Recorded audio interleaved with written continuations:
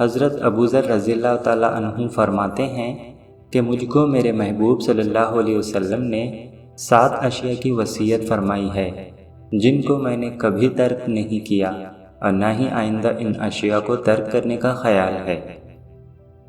سب سے پہلی بات تو یہ ہے کہ مجھ کو نبی کریم صلی اللہ علیہ وسلم نے غربا فقراء سے تعلق رکھنے اور ان کے ساتھ محبت کرنے کا حکم دیا ہے اور ان کے حال میں شریک رہنے کی وصیت فرمائی۔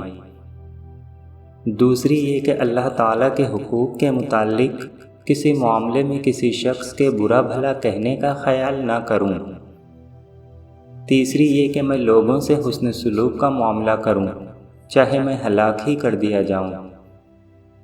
چوتھی یہ کہ میں لا حول ولا قوت الا باللہ زیادہ سے زیادہ پڑھا کروں کیونکہ یہ تسبیح خیر کے خزانوں میں سے ایک خزانہ ہے۔ پانچویں یہ کہ جو لوگ مال میں مجھ سے کم ہیں ان کی طرف نظر کروں اور ان لوگوں کو نہ دیکھوں جو مال و دولت میں مجھ سے زیادہ ہیں۔ چھٹی یہ کہ میں کسی شخص سے کبھی کچھ نہ مانگوں۔